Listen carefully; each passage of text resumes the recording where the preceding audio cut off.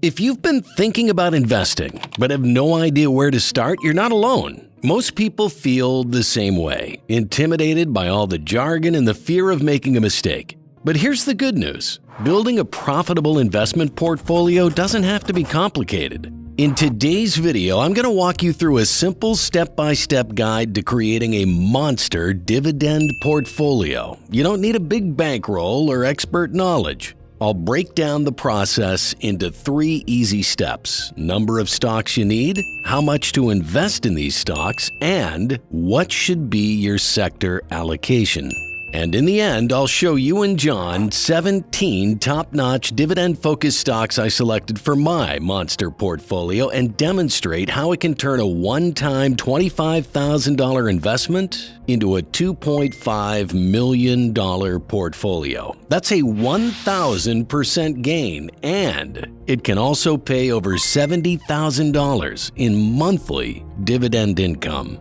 But before going into building a monstrous dividend portfolio, let's first see why you need a portfolio for generating consistent income and managing risk when starting from scratch. Inflation and market risk are 2 of the main challenges that you'll come up against first. You will always subject yourself to both in varying amounts depending on your portfolio's asset mix. At 5% interest, a $1 million bond portfolio will provide you with a $50,000 annual income stream and will protect you from market risk. In 12 years, however, the investor will only have about $35,000 of buying power in today's dollars, assuming a 3% inflation rate. Add in a 30% tax rate, and that $50,000 of pre-tax and pre-inflation adjusted income turns into just under $25,000. The question becomes, is that enough for you to live on? Well, it's obviously not, and this is where building a portfolio reduces inflation and market risk. And it's not just these risks you need to watch out for. Going all in on one company can be dangerous too. Remember Enron? What about Lehman Brothers? Going all in on any single company can have severe consequences. On the other end of the spectrum, suppose you bought shares of every stock in the market. For each company in your portfolio that experienced bad news, you'd likely own just as many firms experiencing unexpectedly good news. In other words, you'd no longer be dependent on any single stock to drive your investment returns and dividend income. Your portfolio could weather a few unanticipated storms because it was diversified across a number of different companies. So long as America continues to survive and advance, there'd be virtually no chance of your portfolio experiencing a permanent loss of capital. The market has historically appreciated over long periods of time and will likely continue to do so. Of course, it's impractical for an individual investor to buy shares of every company in the market without the use of exchange-traded funds or ETFs, but you can understand the advantages of owning more than just a couple of stocks. With that in mind, building a monstrous dividend portfolio starts with an understanding of the key risk factors that influence a portfolio's returns and volatility. To help get you started, I've made a simple 3-step process for building a monstrous dividend portfolio. Starting with the first question, how many stocks should you actually own to maximize diversification? Many of the best investment professionals run concentrated portfolios. They invest with conviction behind their top ideas, believing in Warren Buffett's statement that diversification is protection against ignorance. But as individual investors on the outside looking in, we don't have Warren Buffett's resources, connections, and insights needed to responsibly run a concentrated portfolio. For that reason, I prefer to spread my bets over a reasonable mix of different stocks to avoid shooting myself in the foot with a concentrated bet that sours. Look, the fewer stocks you own, the greater your portfolio can deviate from the market's return. So how many dividend-paying stocks should you own to maximize the benefits of diversification? Plenty of people have tried to answer this question over the past 50 years. The American Association of Individual Investors, AAII, in a 2004 article highlighted just how critical diversification is. They said, holding a single stock rather than a perfectly diversified portfolio increases annual volatility by roughly 30%. Thus, the single stock investor will experience annual returns that average a massive 35% above or below the market, with some years closer to the market and some years further from the market. The study went on to offer a useful rule of thumb for reducing diversifiable risk. Holding 25 stocks reduces diversifiable risk by about 80%. Holding 100 stocks reduces diversifiable risk by about 90%. Holding 400 stocks reduces diversifiable risk by about 95%. A more recent perspective comes from a 2014 paper titled Equity Portfolio Diversification: How Many Stocks Are Enough? Evidence from 5 Developed Markets. The researchers with this paper reinforced the idea that a larger number of stocks is often necessary to manage risk, especially during periods of market stress when correlations between stocks tend to rise significantly. In the case of U.S. markets, the study concluded that reducing 90% of the diversifiable risk 90% of the time requires around 55 stocks on average. However, in times of financial distress, that number can climb to more than 110 stocks. But to avoid running your investing thin across 50-plus stocks, average investors with a focused investing style need somewhere between 10 and 25 stocks, offering meaningful diversification while keeping portfolio maintenance manageable in terms of research time and trading activity. In the end, I'll show you and John 17 top-notch dividend-focused stocks I selected for my monster portfolio and demonstrate how that portfolio can turn a one-time $25,000 investment into a $2.5 million portfolio, a 1,000% gain, and it can also pay over $70,000 in monthly dividend income. So you might question, this seems like a lot of effort. Why not just buy an index fund or an ETF and be done? Wouldn't that be less risky? Wouldn't this essentially achieve the same thing and give you better diversification and possibly better returns? Well, maybe. But my goal, ultimately, for this particular portfolio is dividends as my primary income when I'm ready to retire, and with more positions that pay dividends and are increasing consistently over time. And you can only earn a finite amount of dividends and capital gains from a single ETF or mutual index fund, or even several of them across different themes and sectors, without tying up all of your available capital. So each type of investment strategy serves its purpose.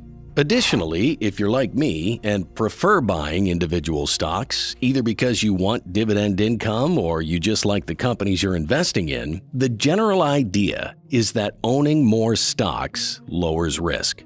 This is because you have less focus on just a few stocks as long as your investments are spread across different companies and industries. Although concentration might be your goal in some cases, especially if there's a particular sector you want to focus on at a certain point in time, and that's fine too. So keeping all of that in mind, I believe I'm taking on less risk with 10 to 25 different stocks. Back to our topic. Once you've decided on how many stocks to own, the next step is figuring out how much to invest in each position. It's tough to make predictions, especially about the future, said the late Yogi Berra, who played professional baseball and never shied away from sharing his unconventional wisdom. In fact, this nugget from Yogi Berra could explain the reasoning behind my next portfolio construction step. When creating a dividend portfolio from scratch, I prefer to roughly equal weight the positions. Why? Because it's hard to know which holdings will be the best long-term performers. The stock market, after all, tends to be quite efficient over time. That's a big reason why even professional fund managers, despite spending millions on research, often struggle to consistently beat their benchmarks. That doesn't mean they aren't smart, it just means the future is unpredictable. And even the best investors cannot reliably pick the winners ahead of time. If they can't, why should we assume we can? We're not any smarter than them. Plus, the market is unpredictable. So by spreading our bets evenly across our portfolio, we reduce the risk of overweighting a poor performer and avoid outsmarting ourselves in the process. Let's break it down. If you or John has $10,000 and choose to invest in 12 stocks, you'd simply allocate about $833 to each stock. If you have $25,000, you'd then invest approximately $2,083 per stock. Simple, straightforward, and effective. Now, if you're wondering what kind of stocks John or you could be investing in and what kind of returns John or you could potentially earn, hang tight. Because at the end of this guide, I'll walk you through how a $25,000 investment can turn into so much more using this monstrous dividend portfolio strategy that I've put together. Before that, you need to know about the last step, which is no more than 25% in any sector, because owning more stocks can reduce risk, but you can still end up with poorly diversified portfolios if you're drawn to certain types of stocks. This is because stocks from similar industries are often sensitive to the same factors and move together in the market. That's to say, they're highly correlated. If a shared factor such as interest rates or the price of oil becomes unfavorable, your portfolio could significantly underperform compared to the market. Picking stocks from different sectors and industries helps diversify away this risk. When some sectors are struggling, others are likely doing well. The pie chart here shows the sector breakdown of the S&P 500. You can see that only one sector, information and technology, accounts for more than 15% of the overall market. My preference is to invest no more than 25% of our portfolio in any single sector, and we try to own companies with little overlap in their operations. However, sector diversification should not come at the expense of violating valuation principles or extending outside of your circle of competence. Just because consumer staples account for about 6% of the S&P 500 doesn't mean you have to buy a stock in that sector if you can't find one that's reasonably priced. Equally important, you should not diversify into a sector or industry that is outside your comfort zone. For example, many conservative people remain underweight in the technology sector because its pace of change is too fast, too confusing. Trying to predict which tech companies will still be relevant in 5 years can be challenging. When in doubt about whether an investment is in your wheelhouse, famous fund manager Peter Lynch provided a helpful test. Never invest in any idea you can't illustrate with a crayon. That says a lot. The bottom line is this. Remember how your mom always told you to look both ways before crossing the street? The same principle applies in investing. The easiest time to avoid risk is before you even start. Before you even put $1 into the market, set your investment criteria, do your homework, evaluate potential companies carefully, and most importantly, wait until the price is right. If you're unsure, wait some more. More mistakes in investing are made by rushing in than by patiently saying no. Look for solid blue-chip companies with bulletproof balance sheets, ideally offering dividend yields in the 4 to 5% range or higher. You can't avoid all risks, but you can certainly avoid the unnecessary ones by being selective and disciplined in your approach. But hey, if digging through your financial statements and screening dozens of companies isn't your thing, don't worry. I've got your back. I've already handpicked 17 high-quality dividend-paying stocks across multiple sectors, all while keeping diversification in check. None of them exceed the 25% sector allocation rule. These stocks form what I call a monstrous dividend portfolio, a balanced, income-focused investment strategy designed for long-term wealth creation. The portfolio includes Viper Energy and Marathon Petroleum in the energy sector, Reliance Incorporated and Southern Copper Corporation, along with Avery Dennison Corp. In the materials sector. There's Watsco and Caterpillar in the industries sector. AbbVie Incorporated, United Healthcare Group in the healthcare sector. Federal Agricultural, Mortgage Corp Class C, and Progressive Corp in the financial sector, Microsoft Corp and Motorola Solutions in the information and technology sector, NextEra Energy and NRG Energy in the utilities sector, and Equity Lifestyle Properties Incorporated and Terreno Realty Group in the real estate sector.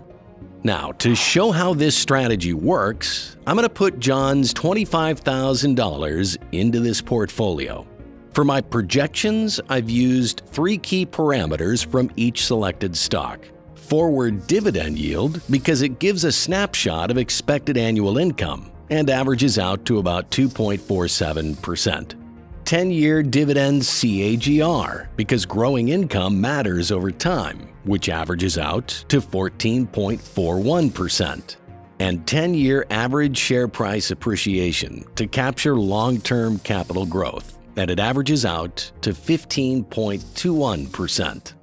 If you want to know how to calculate these metrics for your portfolio, here's how you do that. To calculate the portfolio average current dividend yield of the 17 stocks I showed you, you simply have to add up their yields and divide by 17, which is the number of stocks we have in the portfolio.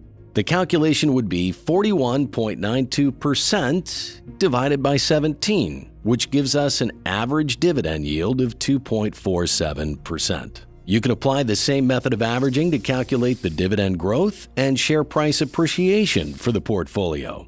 So if you combine these stocks, you'll have a portfolio with a current dividend yield of 2.47%, an average dividend growth rate of 14.41%, and an average share price appreciation of 15.21%.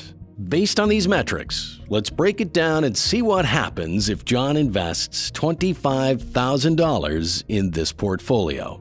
In the first year, John's investment would grow to about $29,053. By the end of 10 years, that $25,000 would be worth around $113,498, meaning you've more than quadrupled your initial investment. And this is without adding anything extra and only reinvesting the dividends received. After 20 years, your investment would grow to $528,451. That's when the compounding effect truly kicks in, especially when you have solid dividend growth rates. After 30 years, your original $25,000 has the potential to reach a solid $2,530,444. Around the same time, this portfolio will be paying around $72,875 in annual dividend income, or about $6,073 per month in dividend income. In total, this portfolio will add $2,505,444, of which $2,034,659 comes from capital appreciation, while $470,785 comes from reinvested dividends. And remember, that's just from an initial $25,000 investment. Now imagine if you started with $50,000 instead. That portfolio would grow to over $5 million, generating more than $140,000 in annual dividends. Don't have $25,000 for investment? No worries. Click the video on the screen to find out how to make $6,000 a month with only $20 a week.